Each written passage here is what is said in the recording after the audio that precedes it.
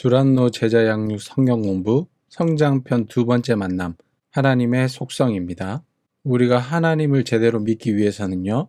하나님에 대해서 제대로 알아야 합니다. 만약에 우리가 하나님을 믿노라 하고 하나님에 대해서 잘 모르면 하나님을 오해하게 되고 잘못된 신앙을 가질 위험이 있습니다. 이것이 곧 우상 숭배이며 이단이죠.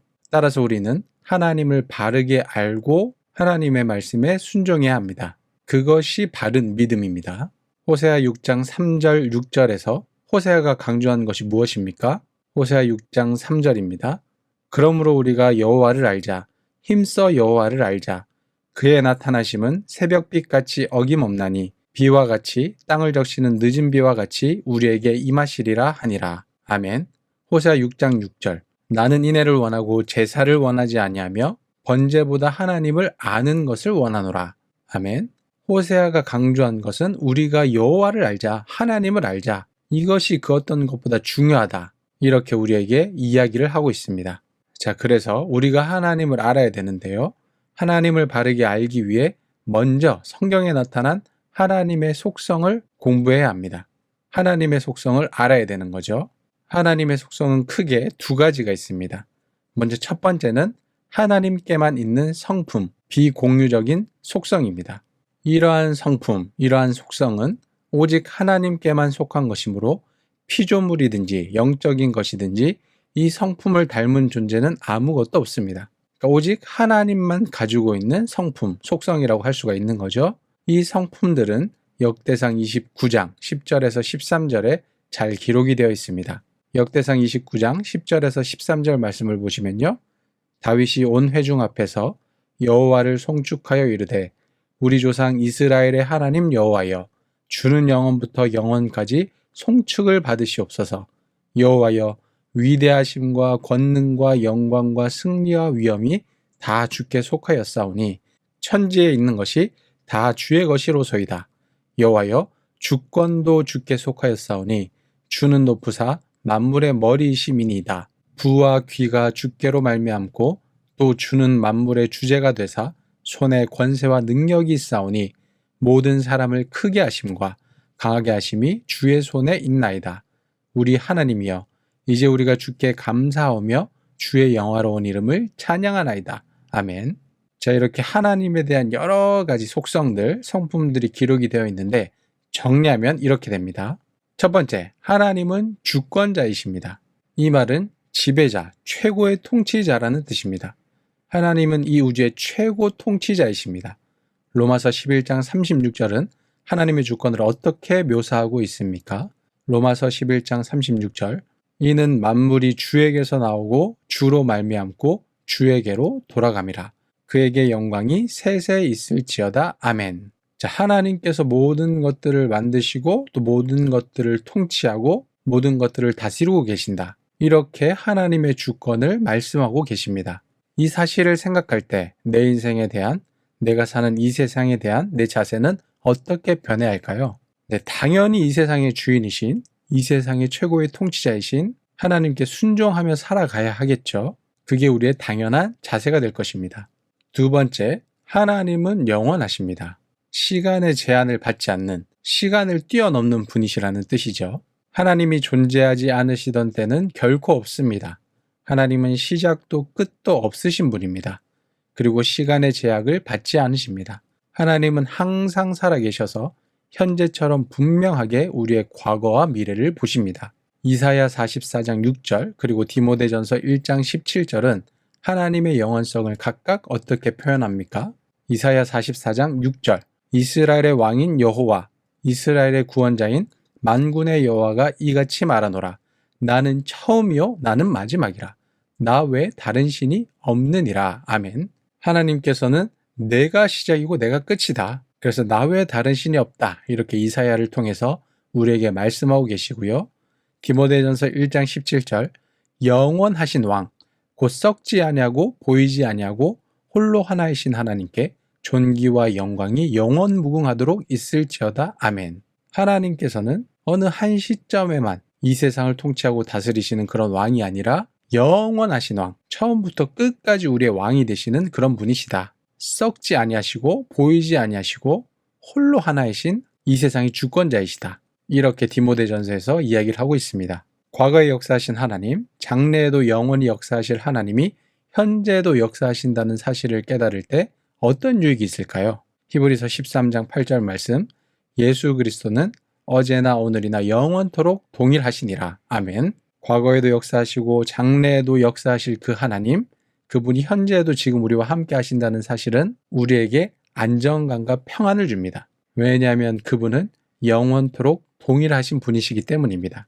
어제 다르고 오늘 다르고 내일 다르고 그렇게 막 변덕스러운 분이 아니라 항상 똑같으신 분, 그분이 이 세상을 다스리시고 통치하실 때 우리는 진짜 평안함과 안정을 얻을 수가 있습니다.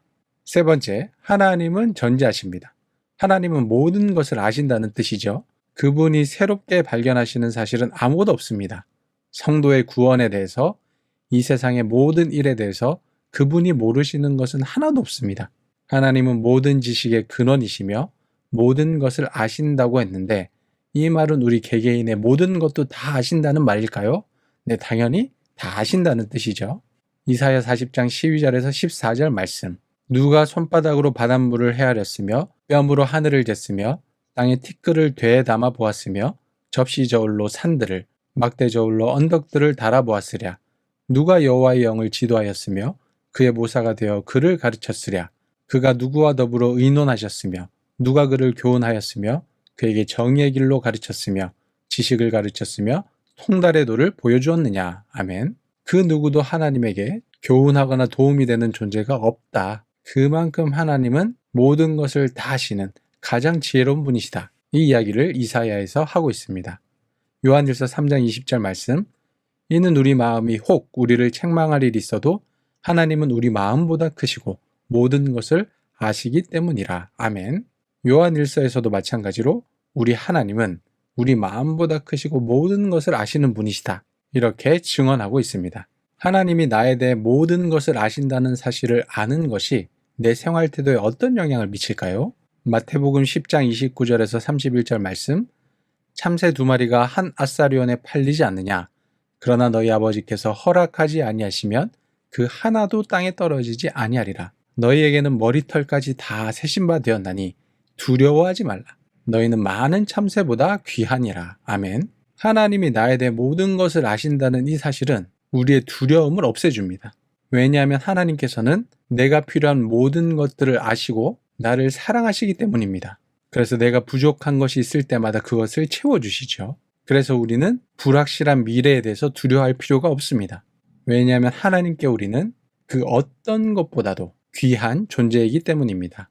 네 번째, 하나님은 모든 곳에 계십니다. 하나님은 무한하시고 모든 시간과 공간을 초월하여 존재하시는 분이시죠. 그러므로 하나님을 피해 숨을 수 있다는 생각은 어리석은 생각입니다. 하나님이 모든 곳에 계시다는 믿음이 있는 사람들은 언제나 하나님의 임재를 깨닫고 그분과 동행하는 복을 누리며 살 수 있습니다. 하나님이 천지에 충만하다는 말의 의미는 무엇일까요? 예레미야 23장 24절 말씀.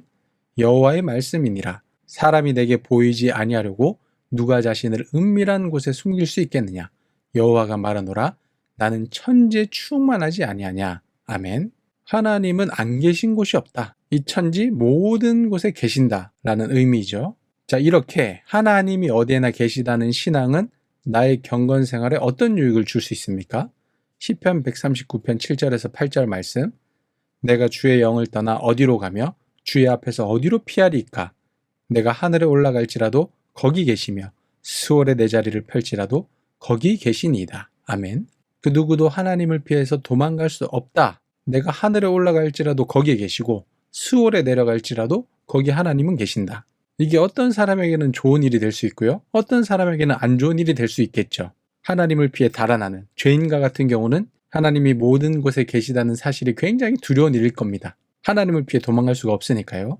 반대로 하나님을 믿고 하나님을 따르는 사람은 하나님이 모든 곳에 계신다는 사실이 너무 좋은 겁니다. 왜냐하면 어디든지 나와 동행하고 계시고 나를 지키시고 나를 보호하신다는 뜻이니까요. 이렇게 하나님은 모든 곳에 계십니다. 천지에 충만하게 계십니다. 다섯 번째, 하나님은 전능하십니다. 모든 것을 하실 수 있다는 뜻이죠. 하나님은 만물의 힘을 모두 합한 것보다 더 큰 힘이 있으십니다. 그래서 그분은 그의 능력으로 만물을 창조하시고 보존하시고 구속하시고 특별히 우리 믿는 사람들을 구원하셨습니다. 하나님은 전능하시며 그 능력을 실제로 베푸십니다. 이런 신앙이 있으면 힘든 상황이나 약해졌을 때 어떤 유익이 있을까요? 빌립보서 4장 13절 내게 능력 주시는 자 안에서 내가 모든 것을 할 수 있느니라. 아멘. 고린도서 12장 9절 나에게 이르시기를 내 은혜가 내게 족하도다. 이는 내 능력이 약한 데서 온전하여짐이라 하신지라. 그러므로 도리어 크게 기뻐함으로 나의 여러 약한 것들에 대하여 자랑하리니 이는 그리스도의 능력이 내게 머물게 하려 함이라. 아멘. 전능하신 하나님이 우리와 함께 하시다는 사실은 내가 좀 부족하고 연약해도 내가 하나님의 전능하신 능력을 힘입어 모든 것을 할 수 있다라는 것을 의미합니다. 그래서 우리는 우리의 약한 것들에 대해서 자랑할 수가 있는 것이죠. 왜냐하면 하나님께서 그 부분을 채워주시기 때문입니다. 하나님이 전능하시다는 사실은 내가 주님 안에서 모든 것을 할 수 있다라는 의미를 가지고 있습니다. 여섯 번째, 하나님은 변치 않으십니다. 하나님은 약속하신 일들을 모두 이행하시죠. 그러므로 우리는 하나님을 신뢰할 수가 있습니다. 하나님의 섭리는 다양하게 변할 수 있지만 하나님은 불변하십니다. 하나님의 섭리를 이해하지 못하더라도 하나님의 불변성을 믿으면 어떤 유익이 있을까요? 로마서 8장 28절 말씀 우리가 알거니와 하나님을 사랑하는 자 곧 그의 뜻대로 부르심을 입은 자들에게는 모든 것이 합력하여 선을 이루느니라. 아멘. 하나님은 변치 않으시고요. 약속하신 것들을 이루시는 분이시기 때문에 때로는 우리가 이해하지 못하는 일들이 벌어지더라도 결국에는 모든 것이 합력하여 선을 이루게 됩니다. 하나님의 뜻이 이루어지게 되는 거죠. 그래서 우리는 상황과 환경에 큰 영향을 받지 않습니다. 왜냐하면 하나님의 뜻은 반드시 이루어지기 때문입니다. 그런데 우리가 기억해야 될 사실이 있어요. 하나님이 변치 않는다라고 이야기를 하니까 하나님은 A라는 상황에서 항상 B라고 행동하신다라고 생각하는 경우가 있습니다. 그건 잘못된 이해입니다. 하나님의 섭리는 다양하게 변할 수 있어요. 그러니까 동일한 A라는 상황에서 때로는 하나님께서 B로 행동하실 수도 있고 C로 행동하실 수도 있습니다. 하나님께는 그런 자유로움이 있습니다. 하나님이 변치 않으시는 분이라는 것은 항상 어떤 상황에서 똑같이 행동하신다라는 뜻이 아니라 하나님의 성품, 우리를 향하신 하나님의 사랑, 그리고 하나님의 약속에 대한 성취, 이런 것들이 변치 않는다라는 뜻이죠. 자, 이렇게 하나님께만 있는 성품, 비공유적 속성을 알아보았습니다. 정리를 하면 하나님은 주권자이시고요. 하나님은 영원하십니다. 하나님은 전지하시고 하나님은 모든 곳에 계십니다. 그리고 하나님은 전능하시고 하나님은 변치 않으십니다. 이것이 하나님께만 있는 성품이요 비공유적 속성입니다. 다음으로 하나님과 사람 모두에게 있는 성품, 공유적 속성에 대해서 알아보도록 하겠습니다. 이러한 성품은 하나님께 속한 것이며 하나님과 인간의 관계에서 발견할 수 있습니다. 특별히 우리가 닮아가야 할 부분이죠. 첫 번째로 인자입니다. 하나님은 사랑이십니다. 그분은 사랑하는 대상에게 어떤 장단점이 있든지 상관없이 아낌없이 사랑을 베푸십니다. 그분은 예수님을 세상에 보내시어 우리 대신 우리의 죄를 위하여 죽게 하심으로 우리에 대한 그분의 사랑을 나타내셨습니다. 하나님의 사랑은 어떻게 나타났습니까? 요한복음 3장 16절 하나님이 세상을 이처럼 사랑하사 독생자를 주셨으니 이는 그를 믿는 자마다 멸망하지 않고 영생을 얻게 하려 하심이라. 아멘. 하나님께서는 말로만 이 세상과 우리를 사랑하신 것이 아니라 행동으로 보여주셨습니다. 자신에게 가장 소중한 독생자 예수 그리스도를 우리에게 주신 거죠. 이 예수님을 주셨다는 것은요, 모든 것을 다 주신 것입니다. 우리가 생명 이상으로 뭐 더 귀한 걸 줄 수 있겠습니까? 그러니까 가장 귀한 것, 생명을 주셨다는 뜻은 모든 것을 다 주셨다는 것을 의미합니다. 왜 하나님께서 이렇게 모든 것을 다 주셨나? 그만큼 우리를 사랑하시기 때문인 거죠. 그 이상의 사랑의 확증은 없습니다. 그렇다면 그런 사랑을 받은 내가 해야 할 일은 무엇입니까? 요한일서 3장 16절 말씀 그가 우리를 위하여 목숨을 버리셨으니 우리가 이로써 사랑을 알고 우리도 형제들을 위하여 목숨을 버리는 것이 마땅하니라. 아멘. 우리가 사랑을 받는 데서 끝나는 것이 아니라 우리도 예수님처럼 다른 사람들, 다른 형제들을 사랑해야 합니다. 그것이 하나님께서 우리에게 원하시는 것이죠. 두 번째, 성실입니다. 진리 혹은 진실이라고도 할 수가 있죠. 하나님은 언제나 진실하십니다. 인간은 끊임없이 진리를 추구합니다. 인간이 찾는 거짓 없는 진리는 하나님에게서 찾을 수 있습니다. 하나님에게는 거짓이 없습니다. 하나님의 백성인 우리가 모든 영역에서 거짓 없이 진실하게 살려면 어떻게 해야 할까요? 빌립보서 2장 15절 말씀, 이는 너희가 흠이 없고 순전하여 어그러지고 거스르는 세대 가운데서 하나님의 흠없는 자녀로 세상에서 그들 가운데 빛들로 나타나며. 아멘. 우리는 흠이 없고 순전해야 됩니다. 흠없는 자녀로 이 세상에서 빛들로 나타나야 해요. 그러니까 간단하게 이야기를 하면 하나님의 말씀을 따라 하나님의 자녀답게 살아야 된다라는 것이죠. 하나님의 말씀이 진리이기 때문에 그 말씀에 순종하며 살아가면 우리는 성실하고 진실하게 살아갈 수가 있습니다. 세 번째, 의로움입니다. 하나님은 잘못된 일을 하지 않으시죠. 하나님은 완전하시기 때문에 그분 안에 살기를 바라는 사람들에게도 완전함을 요구하십니다. 이런 실현 불가능한 기준은 구원이 인간적으로 불가능하고 하나님의 은혜에 의지해야 가능하다는 사실을 우리에게 가르쳐 줍니다. 하나님은 의로우십니다. 하나님의 백성인 우리도 하나님처럼 의로워야 합니다. 그렇게 되기 위해 우리가 할 수 있는 일은 무엇일까요? 우리가 우리의 힘으로 의로워지거나 온전해질 수가 없습니다. 그렇기 때문에 우리는 예수님을 믿고 의지해야 됩니다. 내 힘으로 안 되니까 예수님을 믿는 거죠. 예수님을 의지하는 거죠. 내 힘으로 된다면 그렇게 할 필요가 없잖아요. 그래서 우리가 의로워지기 위해서 예수님을 믿어야 합니다. 그리고 성령의 인도하심을 늘 사모하고 구해야 합니다. 그때 우리는 하나님께서 원하시는 의로운 삶을 살아갈 수가 있습니다. 네 번째, 공의입니다. 하나님은 공정하시죠. 하나님의 공명정대함은 심판에서 잘 나타납니다. 하나님은 인간을 아주 공정하게 심판하실 것입니다. 이 말은 어떤 이에게는 돌이켜 회개할 수 있는 위안의 말씀이 되고요. 그렇지 않은 사람들에게는 경고가 될 것입니다. 이러한 성품을 잘 이해함으로써 내 삶에서 변화되어야 할 모습에는 어떤 것이 있을까요? 로마서 1장 18절에서 19절 말씀, 하나님의 진노가 불의로 진리를 막는 사람들의 모든 경건하지 않음과 불의에 대하여 하늘로부터 나타나나니 이는 하나님을 알만한 것이 그들 속에 보임이라. 하나님께서 이를 그들에게 보이셨느니라. 아멘. 하나님께서는 분명하게 사람들이 이 자연 만물을 통해서 하나님을 알 수 있도록 하셨습니다. 그럼에도 불구하고 사람들이 하나님을 거부하고 하나님을 믿지 않고 자기 마음대로 살아간다면 결국 하나님의 심판이 그들에게 임하게 될 것이다. 이렇게 로마서에서는 말씀을 하고 계십니다. 따라서 우리는 하나님의 공정한 심판이 있다. 하나님은 공의로우신 분이다라는 사실을 항상 기억하고요. 우리가 그 심판을 받지 않도록 조심해야 됩니다. 죄를 멀리해야 되는 거죠. 하나님은 모든 것들을 아주 공정하게 심판하실 것이기 때문입니다. 네, 이렇게 하나님과 사람 모두에게 있는 성품, 공유적 속성에 대해서 살펴보았습니다. 정리를 하면 인자, 성실, 의로움, 공의 이러한 것들이 하나님과 사람 모두에게 있는 성품, 공유적 속성이고요. 우리가 닮아가야 하는 부분인 것이죠. 자, 이번에는 하나님의 존재의 신비에 대해서 함께 살펴보도록 하겠습니다. 우리 기독교에서는 삼위일체 하나님을 믿는 믿음을 가지고 있습니다. 그 삼위일체라는 게 무엇인지, 또 우리가 그 삼위일체를 통해서 무엇을 배워야 하는지를 함께 나눠보도록 하겠습니다. 사람들은 자연 만물을 통해서도 어느 정도 하나님을 알 수가 있습니다. 이것을 신학적으로 일반 계시 혹은 자연 계시라고 이야기를 하죠.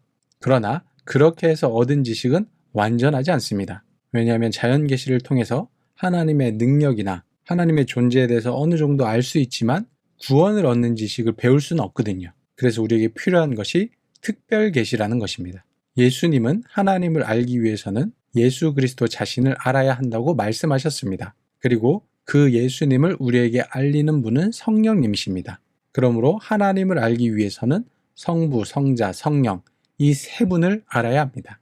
자, 이 세 분에 대한 이야기가 성경에 나와 있고요. 이 성경이 특별 계시입니다. 그래서 우리는 특별 계시를 통해서만 구원을 얻는 지식, 그리고 하나님에 대한 지식을 바르게 배울 수가 있는 거죠. 마태복음 28장 19절에 보시면 그러므로 너희는 가서 모든 민족을 제자로 삼아 아버지와 아들과 성령의 이름으로 세례를 베풀고 오라고 기록이 되어 있습니다. 이 말씀을 보시면 성부, 성자, 성령 이 세 분이 각각 구별되면서 같은 권위가 있음을 보여주죠. 아버지와 아들과 성령 이렇게 분명히 분리를 했지만 또 이 세 분의 이름으로 너희가 세례를 줘야 된다 라고 말씀을 하면서 같은 권위가 있음을 우리에게 분명하게 보여주고 있습니다. 요한복음 10장 30절을 보시면 예수님은 자신을 이렇게 소개하고 계십니다. 요한복음 10장 30절 나와 아버지는 하나이니라 하신대. 분명히 예수님은 자신과 아버지 하나님은 하나이다 라고 말씀하시면서 동등되게 말씀을 하시죠. 한 분이신 것처럼 말씀을 하십니다. 그런데 그런 예수님이 마가복음 10장 17절 18절에서는 자신과 하나님 아버지를 분명히 구분하셨습니다. 이 두 말씀이 예수님과 하나님 아버지 사이를 잘 설명을 해주고 있죠. 마가복음 10장 17절 18절 말씀 예수께서 길에 나가실새 한 사람이 달려와서 꿇어앉아 묻자오되 선한 선생이며 내가 무엇을 하여야 영생을 얻으리까? 예수께서 이르시되 내가 어찌하여 나를 선하다 일컫느냐? 하나님 한 분 외에는 선한 이가 없느니라. 아멘. 요한복음에서는 분명히 자신과 아버지는 하나이다 라고 이야기를 하셨는데 마가복음에서는 어찌하여 나를 선하다 일컫느냐? 하나님 한 분 외에는 선한 이가 없다 라고 말씀을 하시면서 하나님과 자신은 다른 존재다라는 것을 우리에게 보여주고 계시죠. 자, 이렇게 예수님과 하나님 아버지는 하나이면서 또 다른 분이다라는 사실을 우리가 알 수가 있습니다. 사도행전 5장 3절 4절에서는 성령을 속이는 것이 곧 하나님을 속이는 것이다 라고 이야기를 하고 있습니다. 사도행전 5장 3절 4절 말씀 베드로가 이르되 아나니아야 어찌하여 사탄이 내 마음에 가득하여 내가 성령을 속이고 땅값 얼마를 감추었느냐? 땅이 그대로 있을 때에는 내 땅이 아니며 판후에도 내 마음대로 할 수가 없더냐? 어찌하여 이 일을 내 마음에 두었느냐? 사람에게 거짓말한 것이 아니요 하나님께로다. 아멘. 여기서 보시면 앞에서는 성령을 속였다. 그리고 뒤에서는 하나님께 거짓말을 한 것이다. 이렇게 말씀을 하시면서 성령과 성부 하나님이 같은 존재라는 것을 우리에게 보여주고 계십니다. 그런데요, 또 요한복음 14장 16절을 보시면 이 성령을 성부 하나님께서 보내신다 라고 이야기를 하십니다. 요한복음 14장 16절 말씀 내가 아버지께 구하겠으니 그가 또 다른 보혜사를 너희에게 주사 영원토록 너희와 함께 있게 하리니. 아멘. 그러니까 요한복음을 보면은 또 성부 하나님과 성령 하나님이 구별되죠. 성부 하나님께서 성령 하나님을 보내시는 거니까요. 이와 같이 성령은 하나님과 같은 위치에 있으면서도 하나님과 구별되는 모습을 우리가 성경을 통해서 볼 수가 있습니다. 성령을 다른 말로 무엇이라 부를까요? 요한복음 16장 7절 말씀 그러나 내가 너희에게 실상을 말하노니 내가 떠나가는 것이 너희에게 유익이라. 내가 떠나가지 아니하면 보혜사가 너희에게로 오시지 아니할 것이요 가면 내가 그를 너희에게로 보내리니. 아멘. 근데 이 보혜사는 변호사, 조력자, 위로자, 상담자, 친구 등의 뜻을 가지고 있습니다. 우리를 위해서 변호하시고 우리를 도와주시고 우리를 위로하시고 우리의 가장 좋은 친구가 되어주시고 우리의 어려움을 해결해 주시고 그러니까 이런 분이 바로 보혜사 성령님이란 뜻입니다. 성령이 자기 영광보다 그리스도의 영광을 나타내는 것으로 보아 성령과 예수 그리스도는 분명히 구별됩니다. 요한복음 16장 14절 말씀 그가 내 영광을 나타내리니 내 것을 가지고 너희에게 알리시겠음이라. 아멘. 자, 이렇게 성령 하나님께서 성자 하나님이신 예수 그리스도의 영광을 나타낼 것이다. 이렇게 말씀을 하고 계시죠. 또 이런 걸 보면은 성자 하나님과 성령 하나님이 다른 분이시다. 구별되는 분이시다라는 것을 우리가 알 수 있습니다. 자, 정리하도록 하겠습니다. 이 삼위일체는요. 다른 종교나 철학이 말하는 신들과 완전히 다른 신관입니다. 매우 독특한 기독교의 신관이라고 할 수가 있죠. 따라서 우리가 삼위일체 되신 하나님을 받아들일 때 우리는 다른 종교나 철학이 말하는 신들과 우리 하나님을 구별해서 바르게 믿을 수가 있습니다.